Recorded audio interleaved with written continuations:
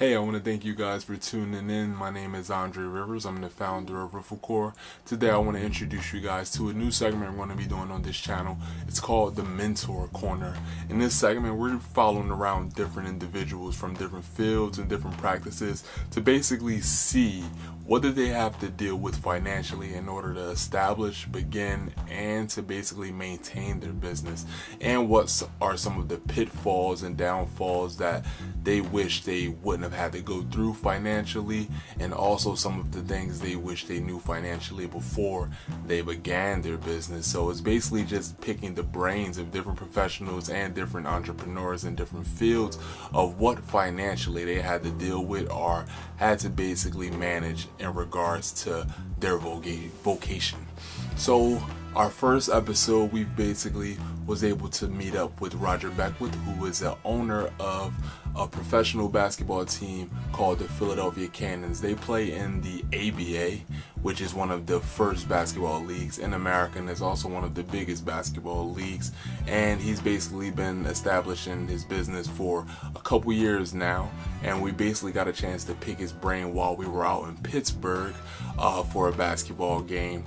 During his downtime, we got to pick his brain in regards to what financially he had to do to basically establish his business and to maintain it, and what are some of the things that the trials and tribulations that he went through with his business. So here's some of the interview. I want to thank you guys for tuning in, and also in the comments, if you can, just let us know if you have any people you'd be interested in us interviewing next and picking their brain in regards to what it took them financially. But here it is with Roger Beckwith. I want to thank you guys for tuning in.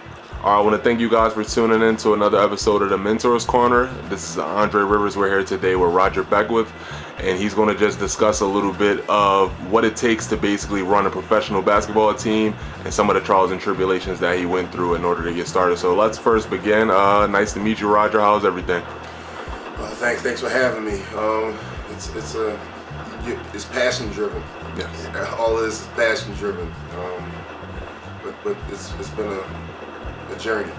All right, appreciate that. So just give us some insight on how you got started into the business, and first give us some insight of where your background and where you're from originally, and some of the things that got you into the business that you're in currently. Yeah. So I'm originally from West Philly, but a big part of who I am is the boarding school experience that I had at Scotland School for Veterans Children. I did a bid up there, 12 years, first through 12th grade, so that gave me a nice, outlet and different environment, the contrast from my West Philly neighborhood. Being in Scotland, sports became a big part of what we did every day, and I became very passionate about it. Always had an interest in music and entertainment as well. So post high school and college, after I exhausted pretty much my athletic eligibility, I got into entertainment, managing artists, rap artists, and things like that. Through my affiliations with hosting mixtapes and doing music and stuff like that, I was able to find an investor for an ABA franchise out in West Virginia, the West Virginia Wildcats. This was like around 2015. And the ABA is, it's more passion driven than just sound business planning.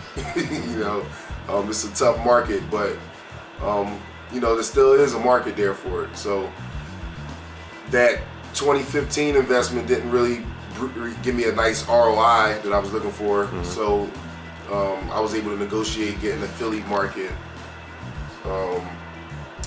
as a result of my affiliation with the West Virginia franchise. Gotcha. Appreciate that. All right. What basically got you interested into basketball? Was it something that you grew up as young doing, or was it something that you, as you got older, started leaning towards? Yeah, I played football, basketball, and track, as a prep student. I was recruited for all of those. But at Scotland, it's always basketball. Even though we probably were better, college football players, potentially wise, but it was just being on that campus, which was like a yard. I hate to use the jail analogy, but That's kind of, the recreation that you would have on a prison yard is pretty much what we had on that campus. So basketball was pretty much ingrained in us. So even though I elected to do football and track in college, the passion was always there for basketball. So then the ABA opportunity gave me a way to fuse my passions for entertainment and music, as well as sports, because you try to blend all those things into making it a nice, great event that's just not for basketball fans, but for the family as well. Nice. All right, RIFL Corp, we're a finance-based company, so ultimately for the Mentor Corner, we want to get into some finance-based questions and know some of the financial difficulties or achievements that you might have had to go through to basically run this company. So I wanted to know, to start, what are some of the financial difficulties that you encountered when you began the business? When you start an ABA franchise, you're only going to be as strong as your relationships with the community. Your corporate partners, if you have any corporate partners or business partners, as well as the nonprofit community organizations in the city. So that's been the basis for us, the reason why we've been able to exist after 4 years. I did form the Cannons as a limited liability company, a for-profit company. But after studying the ABA for going into my fourth year, for big markets, it's probably better as a 501c3.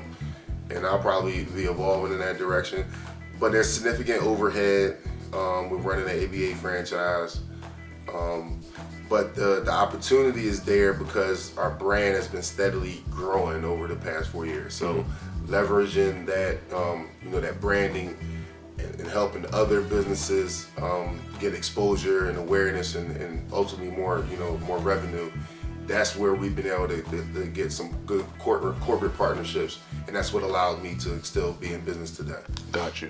To go back to what you mentioned, why do you think it would be better to be a nonprofit or a 501c3 versus an LLC for a basketball program such as this one? And that's strictly, we're going to Ephrata today. We played Steel City yesterday. They got nice fan bases. Pittsburgh doesn't have an NBA team.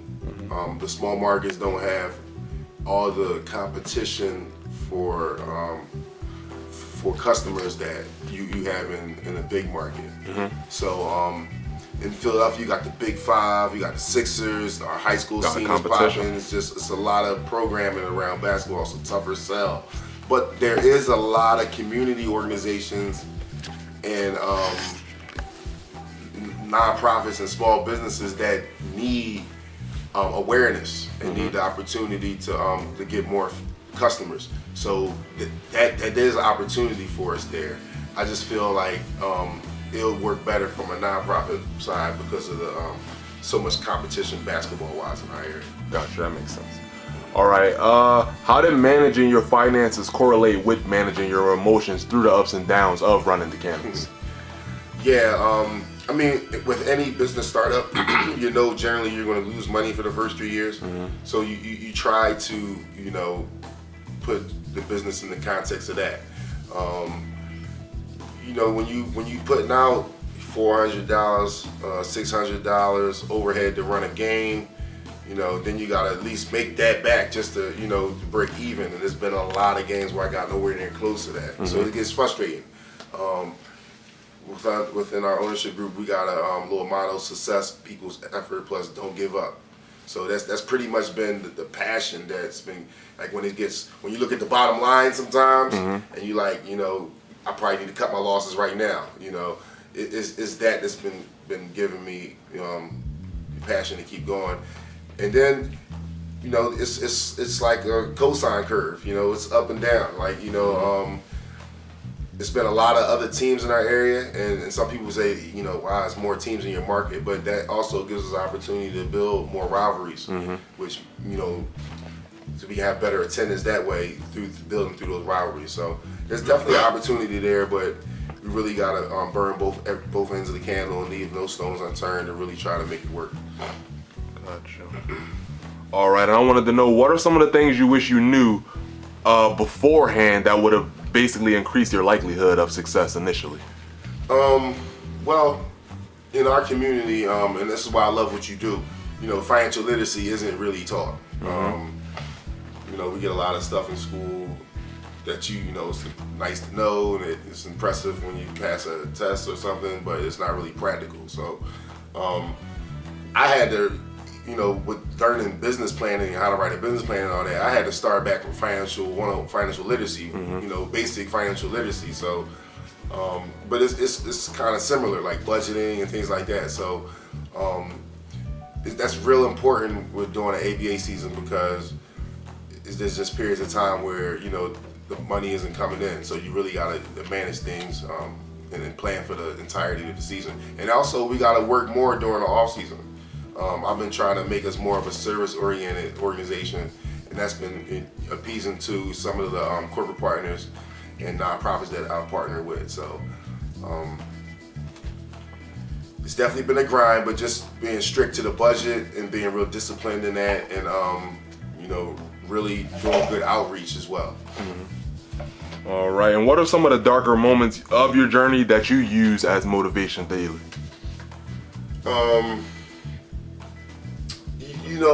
With this business, and because I'm so passionate about the sport of basketball, you could be losing money, but a big victory it can make you feel better about losing money, But that passion also, I try to use it to think more strategically about how we could do more in the community. And as long as we stay more mission driven and service oriented, then resources become available for us to keep going. And that's pretty much been a faith I've been operating off of. But again, there's a lot of community organizations and a lot of grassroots needs that needs to be exposed, and we do have a platform and a stage to give people those opportunities. All right, what does the future hold for you, and what are your current goals for this upcoming year, and how are you going about achieving them? So going into my 4th year at the Cannons, and I've been doing a lot of it out of my pocket, and just I do have a good team, a good ownership team, and good people that I can rely on, but it's time to evolve more. And I said, I was trying to really move more towards a nonprofit way of operating this. So I know there's more grant money available for the target populations that I service and things like that. So just partnering more with nonprofits and finding more opportunities.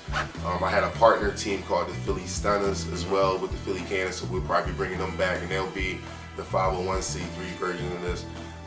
And I think that I can kind of create a job description for my players that's where they can get paid through a combination of basketball and then service, community service as well. So that's pretty much the goal that I've been working on, and I hope to bring to fruition within a year. Got you. All right, thanks for coming to Mentors Corner. This is Roger Beckwith. Do you have any lasting words or any things you want to let our audience know? Yeah, again, it's going to be a grind. There's going to be moments where you're like, why am I doing this, and you're ready to give up. But if you stay steadfast and consistent in your approach, and leave no stone unturned, and really stay committed to what you're doing, then I think there are opportunities where people might not see them for people to succeed. And that's the great thing about being an entrepreneur, is that you see something that most people don't see. And it's going to be some dark times going through that, but once you reach that goal, there's no better feeling.